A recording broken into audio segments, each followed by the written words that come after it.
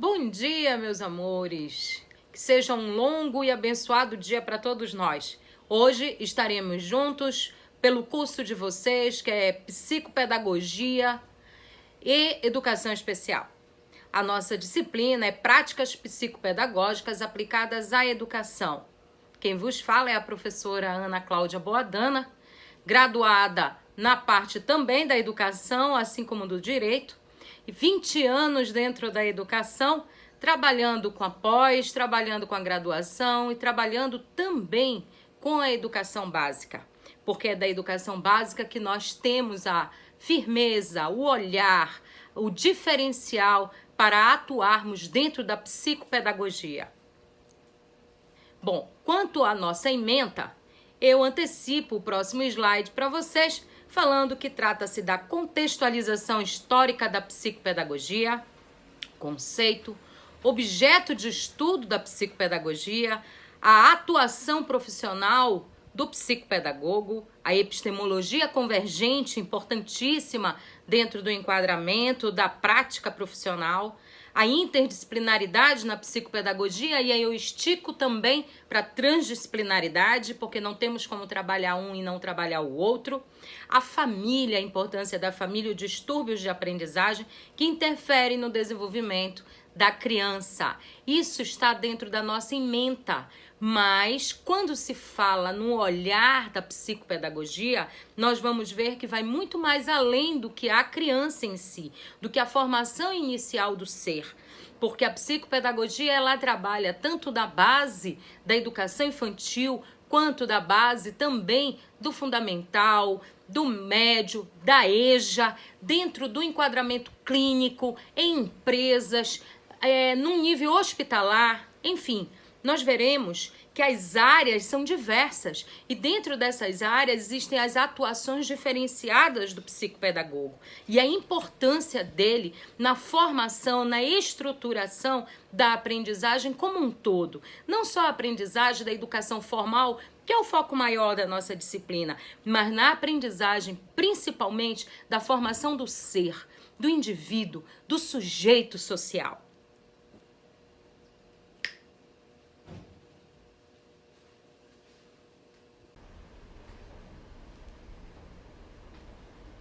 Como eu disse a vocês, a prática da psicopedagogia aplicada à educação, ela intervém nesta ementa, a qual eu já expliquei, em que nós teremos um conteúdo ministrado em 30 horas.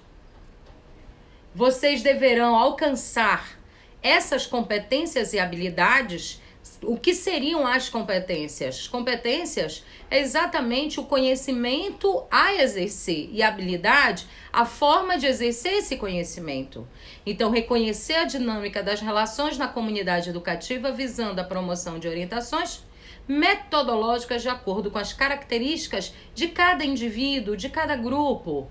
E aí dentro a habilidade interfere em identificar esses sintomas das dificuldades no processo de aprendizagem e buscar alternativas para sanar, para mitigar, pelo menos diminuir essas dificuldades. Auxiliar os alunos com dificuldade de aprendizagem, especialmente quanto à aquisição da leitura e da escrita, porque é a base. Sem leitura, sem escrita, como vai alfabetizar dentro do letramento esse indivíduo? A organização de projetos que prevêem envolver assim todos os segmentos. Por quê? Porque o psicopedagogo, ele precisa atuar em projeto, com parcerias, com multiprofissionais para desenvolver as suas atividades. Identificar as principais dificuldades que comprometem uma aprendizagem bem-sucedida, de forma a habilidade de propor recursos por via do atender os alunos nesses distúrbios, nessas dificuldades de aprendizagem, que muitas das vezes não significa que é por vínculo patológico. Então agora vamos conhecer a psicopedagogia. Ao longo do curso de vocês já devem ter visto, talvez com algum docente, essas variações do como inseriu, de como nasceu a psicopedagogia dentro do contexto social, dentro do contexto mundial. Então, muitos são adeptos que ela nasceu na Argentina, mas na verdade ela não se proliferou inicialmente pela Argentina. Nós vamos ver que o berço trata-se da Europa no século XIX, em que principalmente historiadores, principalmente psicólogos, médicos na França, psiquiatras, principalmente da área da psiquiatria, na França veio o percussor da literatura da psicopedagogia, onde nós tratamos com Lacan, Manmoni, François Detaux, Ajuria Guerra, Pichon Rivière, que era suíço e se naturalizou argentino. Muitos pensam que ele era argentino. Não, ele se naturalizou e morreu em Buenos Aires. Na Argentina, segundo Bossa, temos a contribuição significativa para a convergência da epistemologia. O que seria isso? Vamos ver depois. Mas dentro desse enquadramento, o que vocês precisam entender teve a Europa trouxe esse viés, esse olhar para a Argentina, e a Argentina trouxe esse viés, esse olhar para o Brasil. E nesse contexto, nós temos, pela Argentina, a visão de 3 áreas da psicologia principais. Que trabalha a psicologia genética, muito conhecida por nós, que é de Jean Piaget, a psicanálise de Freud, e a psicologia social.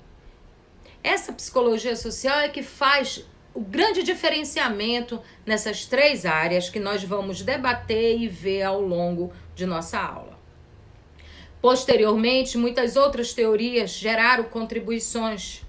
Dentre elas, lógico que não pode ficar fora, Vygotsky, dentro do desenvolvimento da zona proximal, em que você traz para si o indivíduo, você busca verificar as variações e a necessidade do contexto diferenciado de aprendizado deste indivíduo e trazê-lo para si nessa zona proximal. O berço, como eu disse, a gênese e o nascimento da psicopedagogia na Argentina acontece de fato com essas 3 teorias, a quais eu já citei. Vejam, esse slide ele traz o termo importante, porque é fundamental que vocês entendam que os primeiros centros psicopedagógicos foram fundados na Europa em 46. Isso significa que a psicopedagogia ela é uma ciência nova. E muitos dizem assim, é um resumo da psicologia mais a pedagogia. Desculpe, não sou adepta a essa linha. Muito pelo contrário. Eles se convergem sim, se completam sim, mas não são os únicos. Não é só a pedagogia e a psicologia. Existem outras áreas do conhecimento que são fundamentais dentro desse enquadramento. A psicanálise ela é fundamental, principalmente quando se trabalha com a psicologia dentro de um contexto da psicanálise, dentro do contexto da psicopedagogia clínica. Então, nós não podemos ser tão resumistas dentro do processo da construção do psicopedagogo. Por isso que ela se configura numa interdisciplinaridade. Na década de 70, em Buenos Aires, surgiram os primeiros centros de saúde mental, onde equipes de psicopedagogos atuavam fazendo diagnósticos e tratamentos.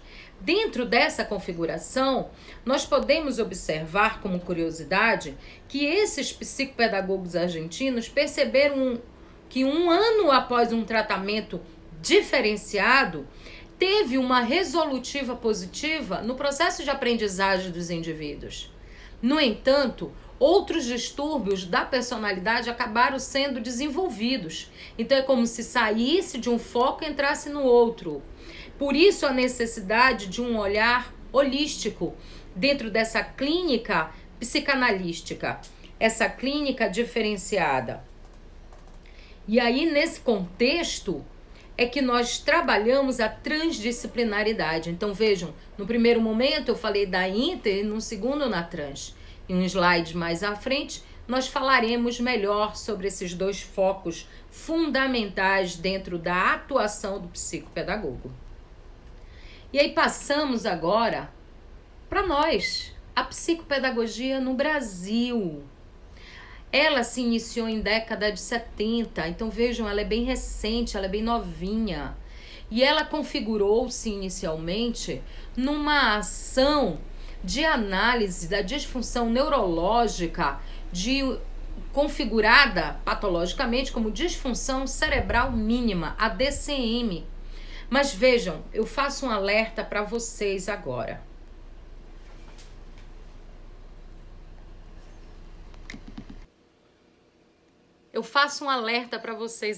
Que alerta é esse? Né? É o trabalhar do DCM. Durante muito tempo, nós vamos ver que certas patologias eram confundidas com outras. Como nós temos, por exemplo, o autismo, que muitas pessoas diziam que era esquizofrenia. E hoje nós sabemos que não, que é o TEA, transtorno do espectro autista. Então, nessa configuração, nós trazemos também o alerta desse DCM. O DCM, ele virou tipo um modismo. Todas as pessoas que tinham problemas no processo da aprendizagem era porque era DCM. E isso desfalcou de uma forma significativa o trabalho objetivado em algumas situações que eram diferenciadas em sujeitos, em alunos que teriam uma dislexia, por exemplo. Não era configurado dessa forma. Então vejam o cuidado, o olhar diferenciado do psicopedagogo para intervir nesse processo de aprendizagem e quebrar, literalmente quebrar, cortar esse paradigma modista que em épocas se surge. É que nem agora. Nas escolas, muitas das vezes a criança, o adolescente, ele tá com um processo de dificuldade de aprendizagem, não por uma questão cognitiva real, mas por uma questão social. Lembram das 3 questões? A psicanálise, a psicologia gênica de Piaget e a psicologia social de Rivière. Então, esse foco, ele não pode ser esquecido por nenhum momento na atuação do profissional da psicopedagogia. Por quê? Para que ele não entre nesse paradigma do modismo, como ocorreu na década de 70, que todos eram DCMs. Então, hoje, toda criança, todo adolescente que começa a ter algum transtorno de dificuldade de aprendizagem, o que decorre? É autista. Ele está dentro do espectro. Tem que parar com esse E o olhar, ele tem que ser um olhar realmente profissional, clínico, analístico, para que possa refletir, verificar as partes, porque muitas vezes o problema é familiar. E esse problema familiar ou de adaptação do ser no novo ambiente educacional provoca esse embate, provoca essa barreira no processo da aprendizagem. E isso precisa ser muito bem visto, precisa ser muito bem analisado pelo psicopedagogo.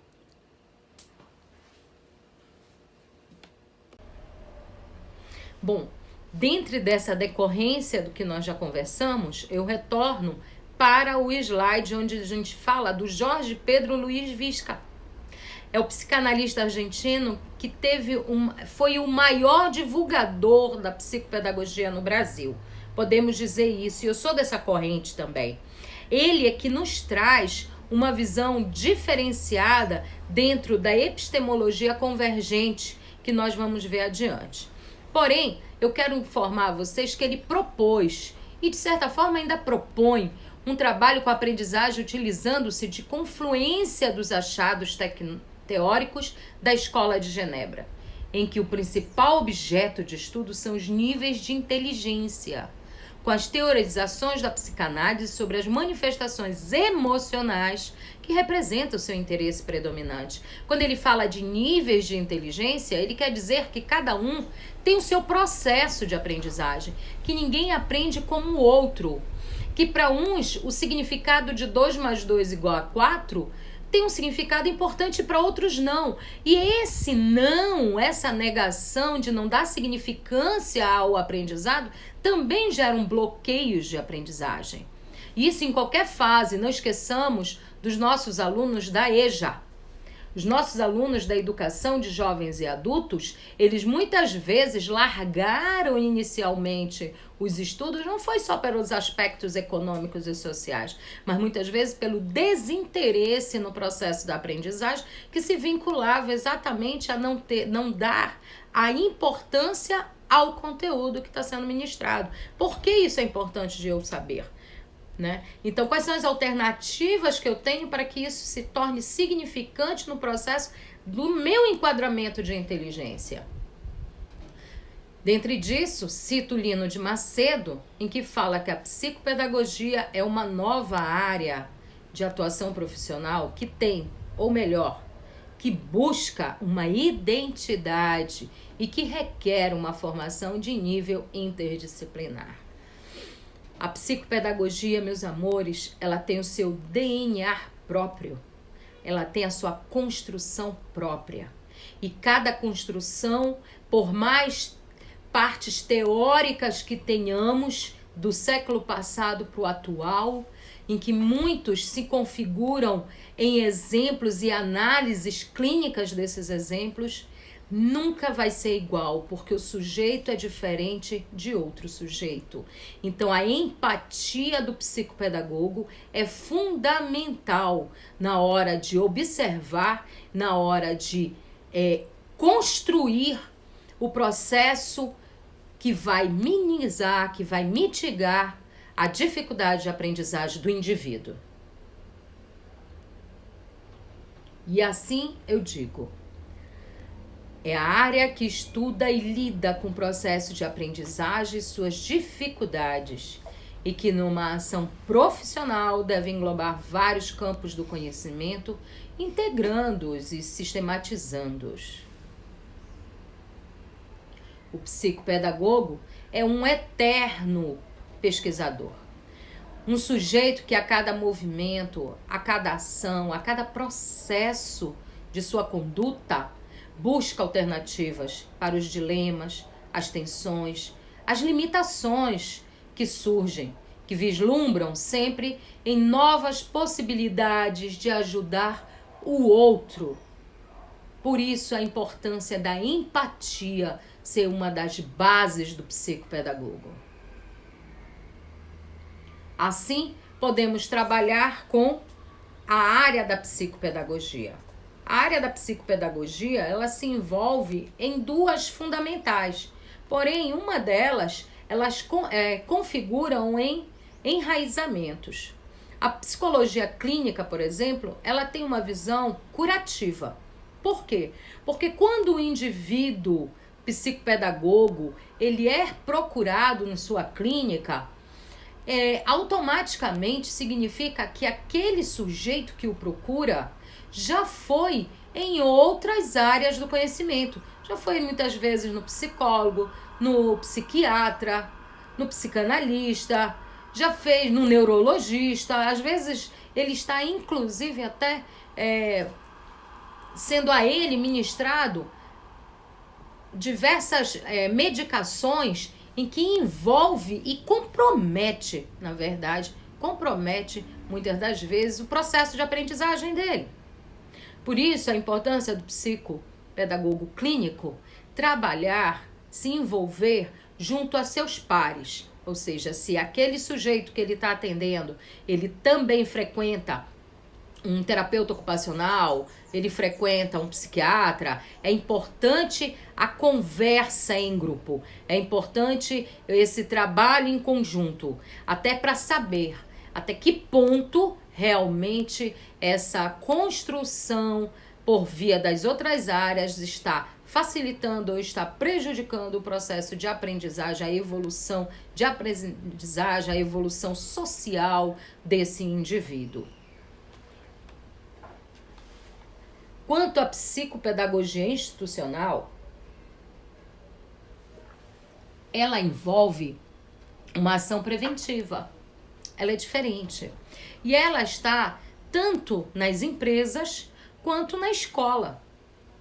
O que ela trata? Ela trata o indivíduo a observar o processo dele antes mesmo dele estar se detectando impactando na dificuldade do aprendizado. O que isso gera? Um caráter preventivo, de atuação que ocorre em pequenos grupos, grupos de alunos, grupos de professores, as reuniões com os professores em que o psicopedagogo atua, ele vai conversar sobre os alunos, ele vai querer saber o desenvolvimento deste aluno dentro do processo tanto de socialização quanto de aprendizagem.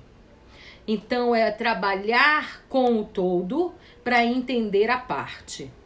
Então, é uma área que hoje tem 3 formas de atuação, em que nós abordamos principalmente a escola.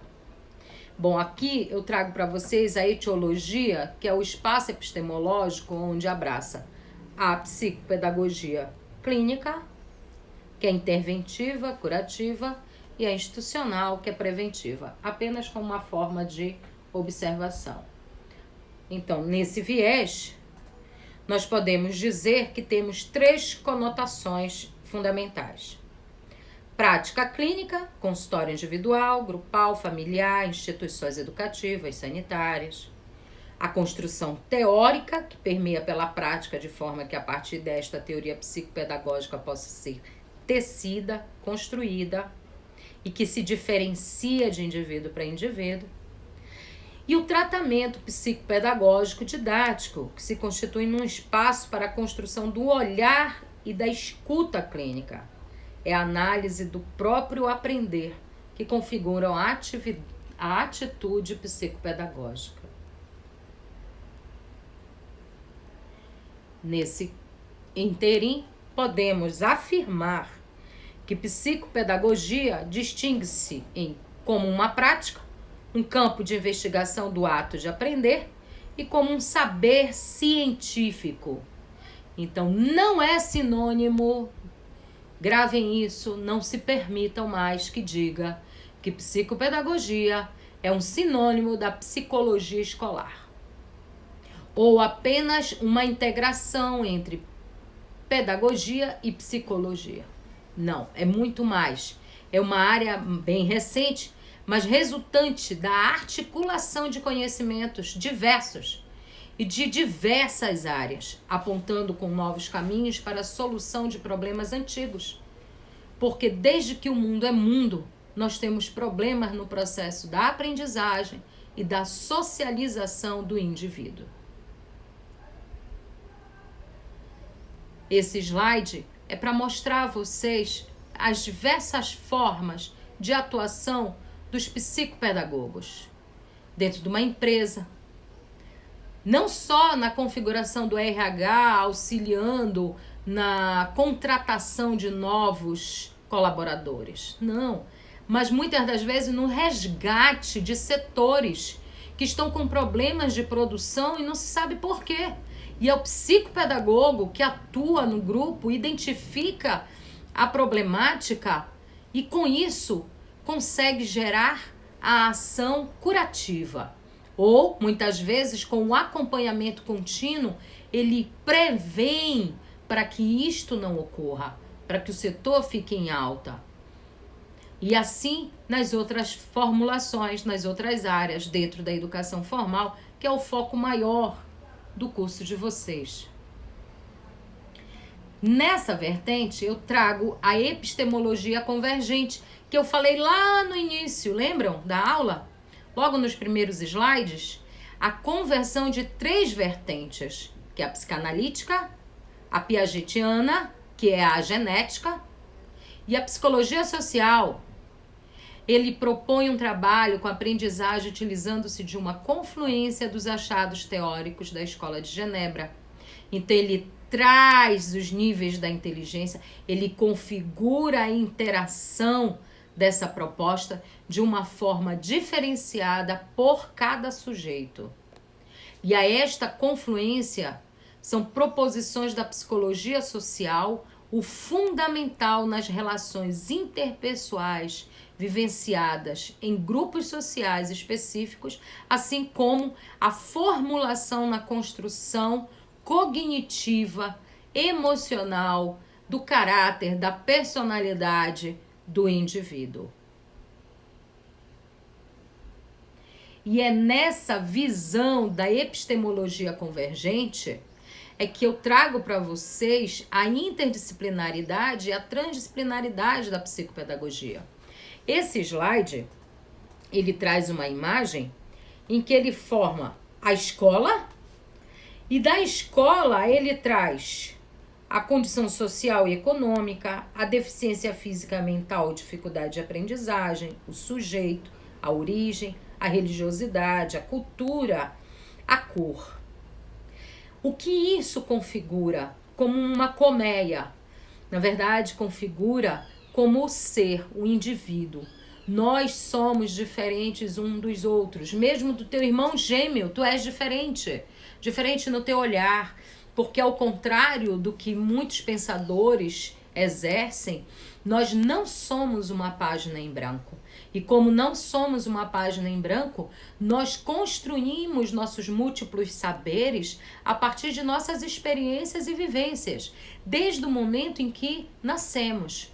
Como é muito bem estruturado por Piaget, do 0 a 2, do 3 aos 5 e assim por diante, naquelas fases em que elas muitas vezes, por mais que estejam enquadradas na visão piagetiana, elas muitas vezes ocorrem diferenciada em cada indivíduo. Por quê? Nós sabemos que tem crianças que nascem e que com 8, 9 meses, dependendo da sua configuração gênica, ela inicia-se em atuar, andando, engatinhando e muitas já até balbuciando palavras. Então vejam, o processo de desenvolvimento cognitivo do sujeito é diferenciado entre os sujeitos. E a escola, ela é fundamental na formação e no crescimento desse ser. E o psicopedagogo, ele tem por obrigação a atuação não tão somente dentro do enquadramento do acompanhamento básico, mas dentro da formulação inter e transdisciplinar. Eu vou dar um exemplo para vocês, bem básico, para que entendam, quem ainda não entende, as diferenças de disciplina, multidisciplina, pluri, inter e trans.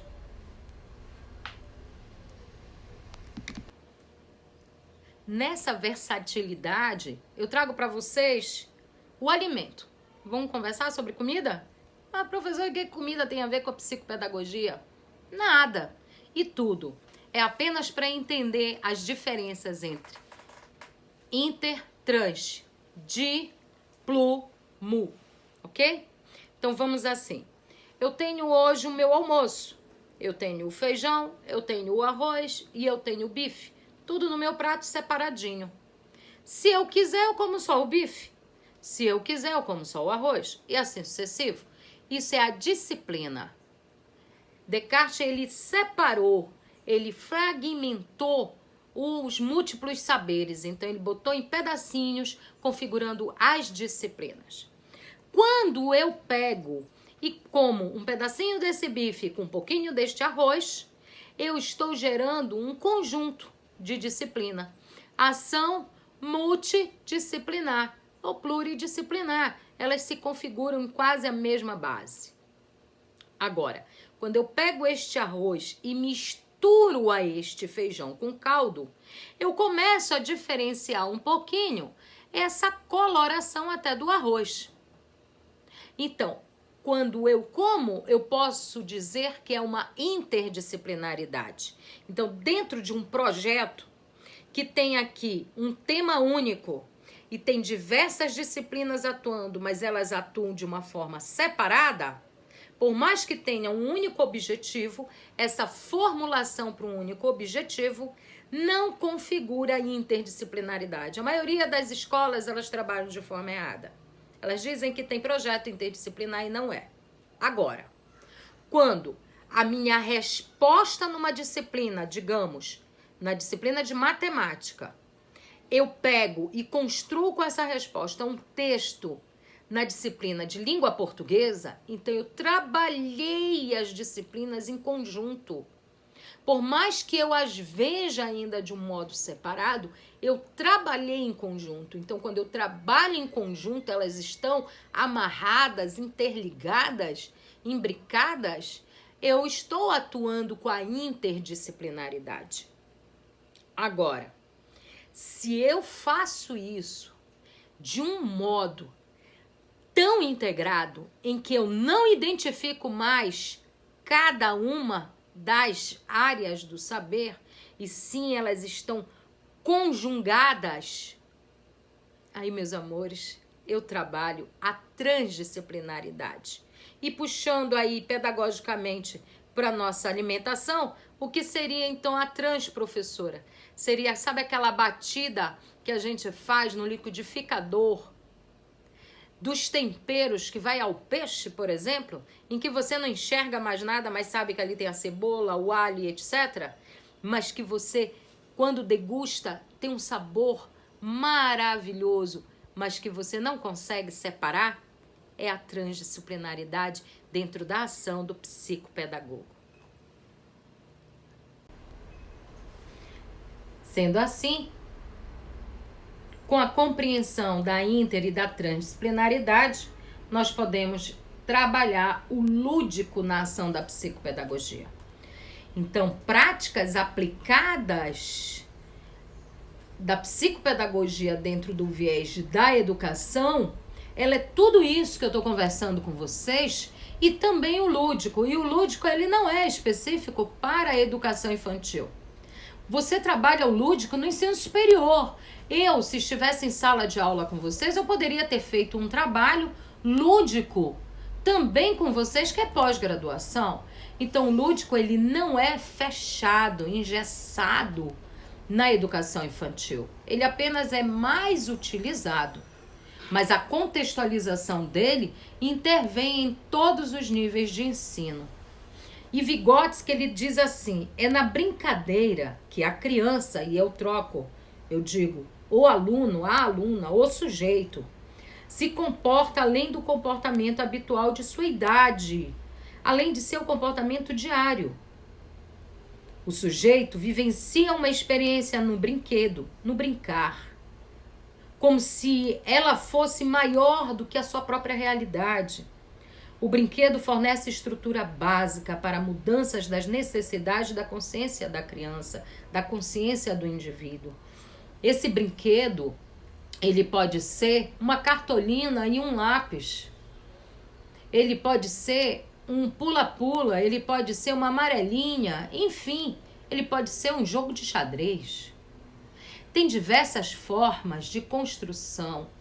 É um brincar pedagógico, é um brincar em que você consegue identificar o nível da interação do indivíduo e o nível também do processo de aprendizagem daquele indivíduo. E quando isso se decorre de uma forma muito integrada, você começa a se questionar. Você começa a se questionar. Esse sujeito em análise, esse aluno, essa pessoa, ele está realmente com dificuldade de aprendizagem em sala, nos conteúdos disciplinares, ou o problema não é o indivíduo em si, mas o contexto em que ele está sendo ensinado? É o professor? Vejam, nem sempre, meus amores, psicopedagogos, a criança, o aluno, o adolescente, o jovem, o adulto, é o problema do processo da aprendizagem. Existem diversos casos confirmados em que a problemática se decorre em sala de aula, na integração com o professor ou com o conteúdo ministrado. Dessa forma, dentro do lúdico, devemos nos limitar a sugerir, a estimular, a explicar, sem imposição, para que o indivíduo ele possa vir a aprender, ele possa vir a apreender, compreender numa construção própria, no seu momento, sem limitações. A intervenção psicopedagógica vem dessa forma introduzir uma contribuição mais rica no enfoque em que a aprendizagem é compreendido como um processo pluricausal, abrangente, implicando componentes de vários eixos de estruturação. E aí entra o que eu acabei de falar para vocês, que muitas das vezes o enfoque, a barreira é a sala de aula, é o professor, assim como pode ser também a família. Então vem trazer eixos de afetividade, cognitivo, motores sociais, econômicos, políticos, num contexto inter e transdisciplinar. Aqui eu trago imagens de diversas formas de ação e interação, né? O painel silábico, a construção matemática, como uma caixinha de casca de ovo, né? E vejam o slide complementar em que ele se trabalha de jovens e adultos, porque muitos adultos, pessoas de 50, 60 anos dentro do enquadramento da EJA, têm dificuldade de aprender o ABC, assinar seu nome. Por quê? Se tem uma historicidade de vida que pode mais nos ensinar do que aprender. Então, por que a dificuldade do letramento? Aí entra você, psicopedagogo, em descobrir quais foram as ações limitantes no início da formação educacional formal e familiar desse indivíduo. E muitas vezes, quando você vai fazer a anamnese, você precisa, inclusive, verificar como se decorreu o início de tudo. Como assim, professora, o início de tudo? Desde o momento da concepção. Foi concedido aquela criança. Ela foi concebida e está se desenvolvendo. Como foi o processo gestacional? Como ocorreu o parto e o decorrer inicial de vida dela? Isso, muitas vezes, está intervindo diretamente no processo de aprendizagem do indivíduo.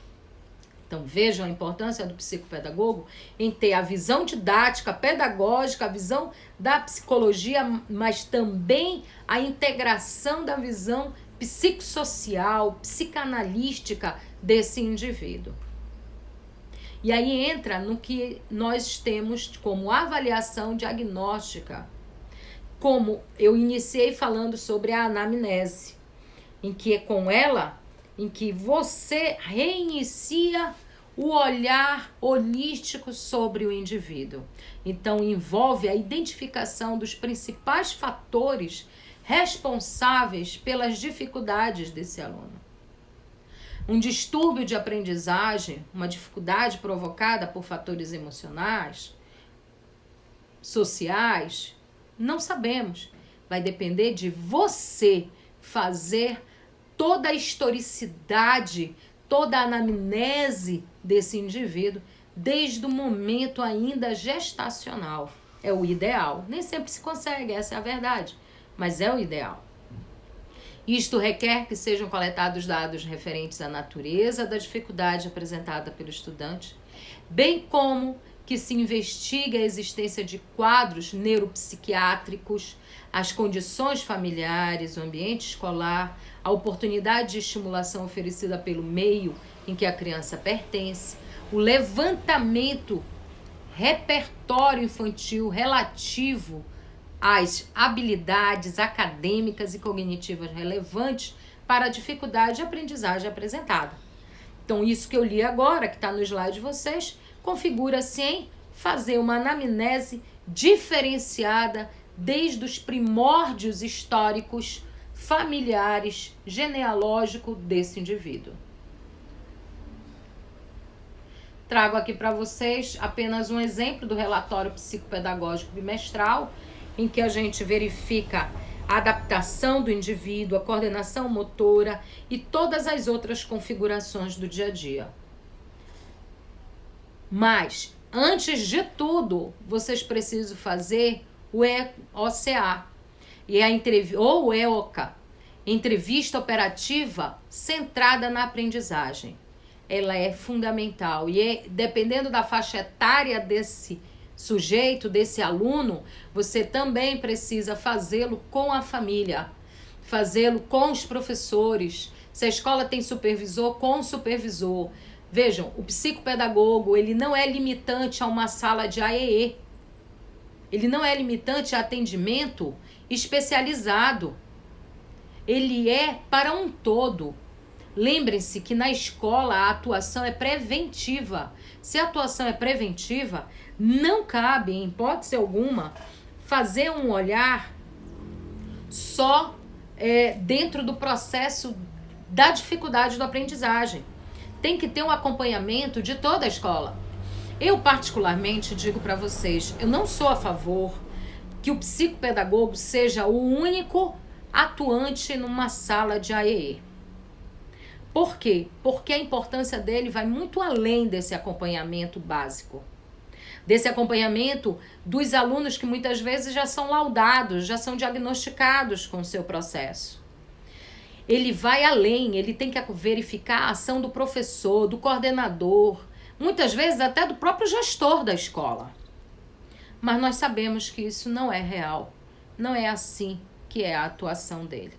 Essa atuação ele ainda consegue, de uma forma mais ampla, né, de uma forma mais integrada, dentro da clínica, da ação clínica, mas também dentro de empresas, né?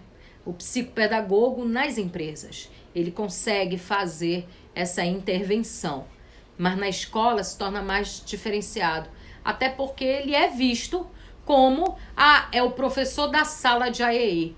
O psicopedagogo não é o professor, ele é o profissional de psicopedagogia que promove um diferencial na aprendizagem de toda a formulação estrutural da escola. É diferente. Então, nessa forma, por tudo que eu falei, eu trago esse slide só para que vocês visualizem a entrevista familiar exploratória, a entrevista da anamnese, as sessões lúdicas, provas e testes, dependendo da faixa etária, você vai executando algumas ações e a síntese diagnóstica. Eu ressalto a vocês que na Argentina, muitas ações da psicopedagogia já se decorrem com liberações de certos tipos de provas e testes que aqui no Brasil só é utilizado pelo psicólogo. Não é liberado pelo psicopedagogo, infelizmente.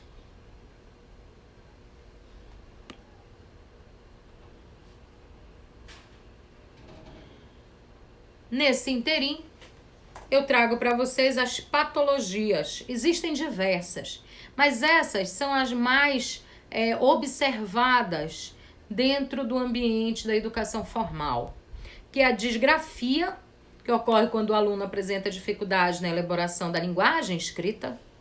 Ele encontra dificuldade em desenvolver habilidades em que envolve muitas das vezes a própria dislexia. E a dislexia, ela é integrada entre o som e a imagem. Então ele troca. Lembram do Cebolinha? O L pelo R? Quando uma criança é pequenininha, que ela faz a troca da letra, da pronúncia, ela não consegue integrar a fonética, nem sempre significa que ela é dislexa ou tem uma disgrafia. São pontos de maturidade sensorial, de maturidade, que a gente pode até informar como acadêmica, porque está dentro da educação formal. Então ele ainda não tem aquela, vamos dizer, intimidade com a palavra, com a letra, com a sílaba. Então ainda não tem a maturidade da proximidade com a letra, com a escrita. Então por isso que ele tem ainda essa dificuldade de construção. Agora, quando isso se prolonga após o primeiro ano do ensino fundamental, segundo ano, terceiro ano, você vê no quarto ano ele tendo a disgrafia, a dislexia, então precisa ter uma análise maior, uma verificação maior dentro desse processo. O que está acontecendo? O que resultou nisso, né? Mas, de preferência, que venha esse acompanhamento desde a educação infantil, né? Do 0 aos 3 anos, que é a creche, da pré-escola, que é de 4 a 5 anos, e dentro também da o primeiro momento dele no ensino fundamental, que é o primeiro ano, antigo alfabetização, em que ele está com 6 anos. Por quê? Para gerar ação preventiva. Lembrando, a ação do psicopedagogo deve ser preventiva dentro do espaço institucional e não curativa, que é dentro do espaço clínico. E aí eu trago a descalculia. Ele tem dificuldade para lembrar fatos aritméticos bem comuns, como 2 mais 2 igual a 4, 5 mais 3 igual a 8. E por que ele tem essa dificuldade? Muitas das vezes ele tem a dificuldade porque ele não dá significância a isso. E aí o trabalho com o lúdico, em que antigamente se trabalhava o soroban, antigamente se trabalhava, sabe, grãos de feijão, pega aqui 3 para cá, 3 para cá, 3 mais 3, 6. Então a criança, ela conseguia compreender porque estava contextualizada a matemática no seu dia a dia. Hoje, muitas escolas, desde cedo, começam a trabalhar com o computador, porque elas só faltam realmente nascer com o celular em mãos, né? A maioria. Mesmo aquelas que têm a vida mais parca economicamente, você vai ter um celular. Você vai numa tribo indígena, a criança tem um celular. Então, ela está conectada com essa tecnologia. Então, o professor de sala, o regente, assim como o psicopedagogo, ele pode trabalhar a tecnologia para ajudar a criança a prevenir qualquer situação da descalculia. E aí nós temos o TDAH, em que muitas vezes tem um A e A mais, tá no slide, retirem, é TDAH, né? E o TDAH, muitas vezes, ele só é TDAH. Ele não tem o déficit de atenção, ele só tem a hiperatividade. E vejam, a criança hiperativa não significa que seja aquela criança que não para, que corre o tempo inteiro. Não. Muitas vezes a hiperatividade dela não é essa que fica correndo para lá, para cá, para lá, para cá, para lá, para cá. É aquela que não consegue centrar. Ele não consegue centrar, parar para observar uma única ação. Então ele se incomoda, ele se enerva, não se aquieta. E aí ele precisa movimentar. É por isso que ele sai, ele vai para um lado, ele vai para o outro. E é nessa configuração que o psicopedagogo entra, para observar por que essa criança está assim. Como é em casa, às vezes essa hiperatividade nem se faz parte do transtorno. Nem é a patologia em si. Às vezes a hiperatividade é porque em casa ele é muito tolhido, ele não pode fazer nada. E aí na escola, como para ele é uma extensão da sua casa, na escola ele acaba fazendo o quê? Tudo o que ele não consegue ter de liberdade na sua casa. Aí ele faz na escola. E aí nessa relação, nessa integração, ele é diagnosticado como TDAH. E muitas vezes ele não tem o TDAH. Então temos que ter muito cuidado com esse modismo. TDAH, espectro do autismo. Ah, ele é autista, ele é autista. Um tempo desse, fazendo uma inspeção numa escola, para autorizar a escola, eu identifiquei uma criança autista no final de uma fileira, no 3º ano do ensino fundamental. O cuidador que a acompanhava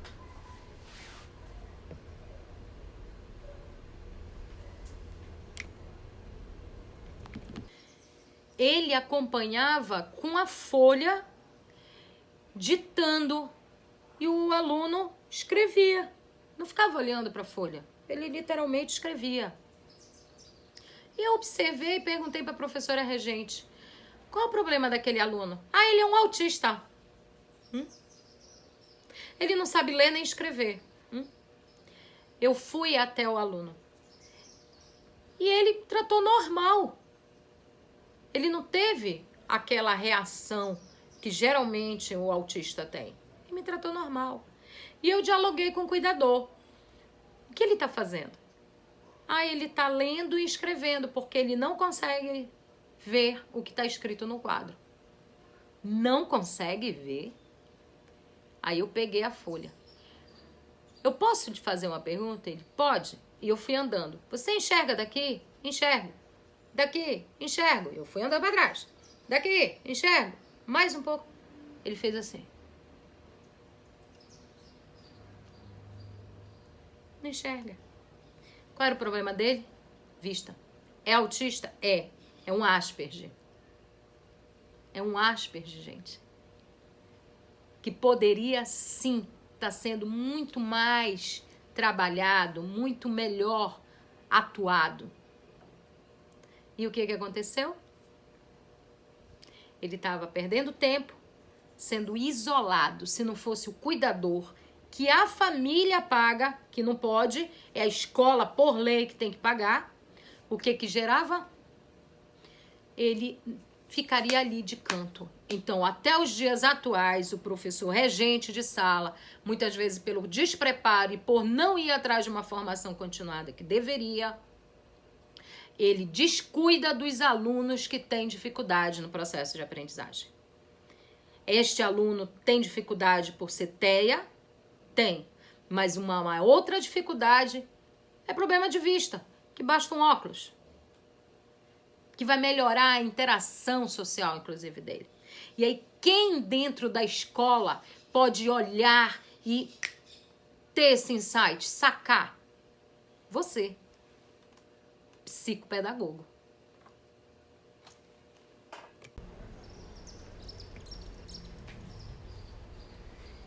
E assim, eu repito, vejam, a família e a psicopedagogia nesse processo em que eu ponho entrevista familiar exploratório, entrevista de anamnese, sessões lúdicas. Por quê que eu repito?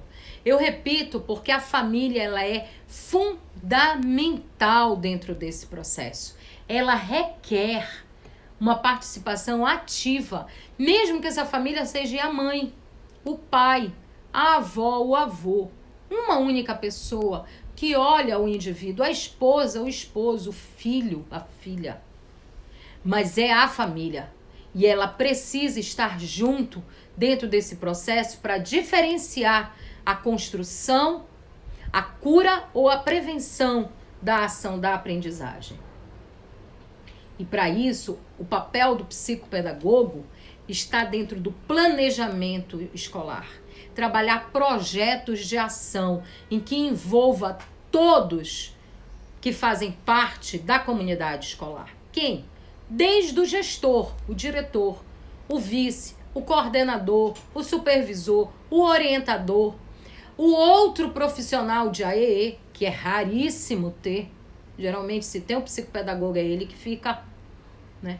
Envolver a todos. Muitas das vezes, esses projetos precisam envolver também até aquele inspetor pedagógico, porque ele também está atuando diretamente na observação dos alunos. Então, é fundamental a integração de todos. E esse projeto de ação, ele tem que ter o olhar do psicopedagogo numa visão de interferência mesmo no processo de ensino e no processo de aprendizagem do aluno. E aí eu trago para vocês o que eu falei lá no início, lembram? É saber enxergar a alma do outro sem julgar nada do que está ali, porque muitas vezes a aparência, ela engana. É respeitar o tempo, o espaço de cada um. Cada um de nós tem um momento de aprendizagem. Querem ver? Hoje, falei. Muitos se integraram e levaram até o fim. Outros é capaz de ter dado uma paradinha, tomou uma água, voltou, é videoaula. Então, cada um tem seu tempo e seu espaço que tem que ser respeitado. É compreender que as dores pesam de jeitos diferentes dentro de cada pessoa. Cada pessoa sente, cada pessoa pensa, cada pessoa age de um jeito diferente. Nem sempre o que vai ser fácil para você ou para mim também vai ser fácil para o outro. Então, empatia é se pôr no lugar do outro. É buscar ver o sentir deste outro, no respeito e na construção da melhoria de vida como sujeito, na melhoria de vida como sujeito social, como sujeito que ensina, como sujeito que aprende. É a ação da psicopedagogia.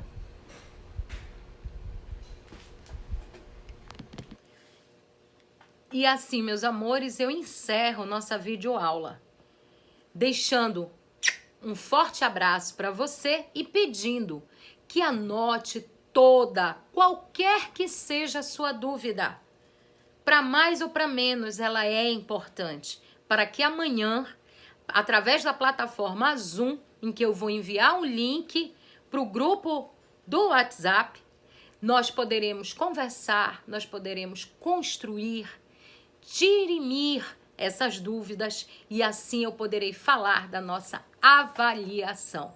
Fiquem tranquilos, já deu tudo certo. Um beijo no coração.